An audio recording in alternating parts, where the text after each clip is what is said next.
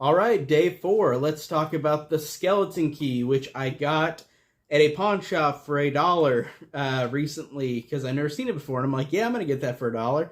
And also, it's got this cool slip cover. I love when DVDs used to do this with their different colors on the slip covers. But the skeleton key is about a woman named Caroline, a hospice care worker, who goes to a house in the backwoods south and is taking care of somebody, but realizes that there's a big mystery in this house. Is the basic plot, I guess I can give this one. On IMDb, it has a 6.5, which I think is pretty mostly accurate. I might give it like a. Well, actually, I don't know. I don't think I give it a 7. I think I'd probably give it around 6.5, to be fair, now that I think about it. But it stars Kate Hudson, who I have not really seen in anything else. Like, I know that she's in other things, but I've never really seen her. I guess it's just stuff that I've never really watched or cared to watch for that she's probably in. I know that she's coming out in the new, or that she's going to be in the new Knives Out movie Glass Onion coming out this year on Netflix. So that's cool to see her in that. But I really haven't seen her in a lot of stuff. And I gotta say this, I actually really liked Kate Hudson in this movie. I thought she was great. I know nothing about like this actress in other roles, but I thought that she did good in this. I thought she was really awesome. Um, I thought Peter Skarsgård was good. I like seeing him in movies. He's always this creepy character. He always plays a creepy character, and he's pretty effective for the most part, I think, in this one.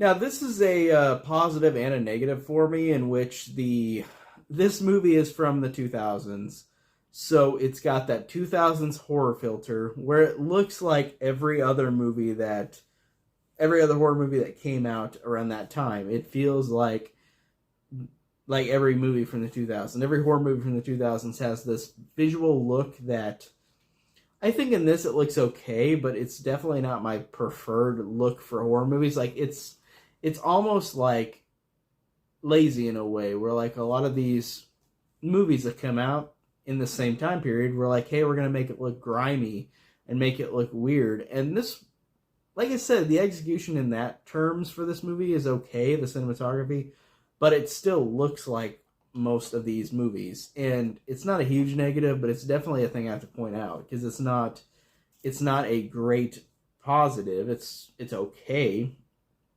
Um, but yeah, it just looks really weird visually.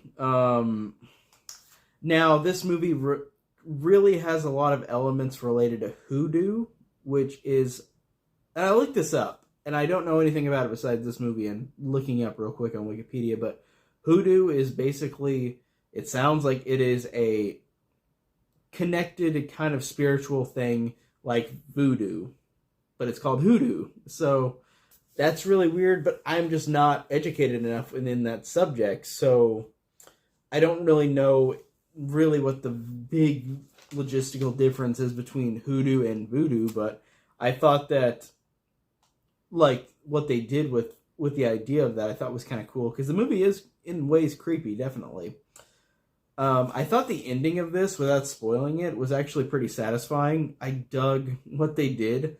And even on the back of this DVD, it says one of the best twists since The Sixth Sense.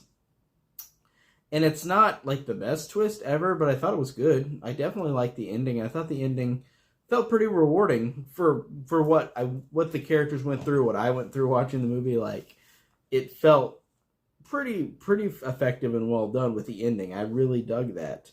And it's funny, this one didn't do good at the box office. I read online it really didn't do much, but it definitely has become kind of a moderate cult hit over the years, because I know people who love this movie, and that's great. I think really, for me personally, it has good performances. I think that it has some creepy moments.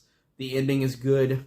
Um, but in a way, I didn't fully feel invested throughout. And that's so weird to say because of all the positives I just said. But I didn't love it. I thought it was totally serviceable.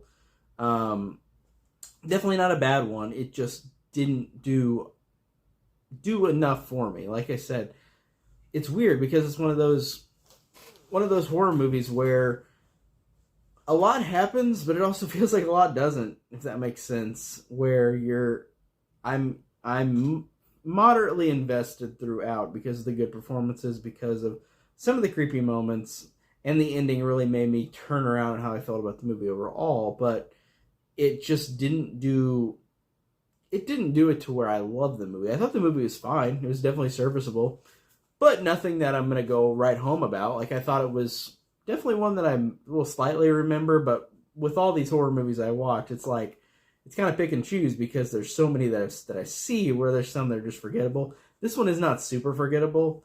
It definitely has the ending is obviously the best part of it for me, and I'll just remember it because I don't see that many Kate Hudson things, so that's another thing that I'll remember this for. But overall, it's fine, totally serviceable. Nothing great, nothing amazing, but it has some good points to it. And it's just okay in some points as well. Visually and just kind of all over the place, like in terms of the movie structure. Like, it just feels like it's got point A to point B throughout the movie, but it just feels like it's kind of just not super interesting. Like, overall, like, there are some interesting moments, but it's really not the most fascinating horror movie to watch. It's totally serviceable, like I said. But that's it. I'm rambling for day 4, The Skeleton Key. Stay tuned tomorrow for the next one. I'll see you guys later. Take care.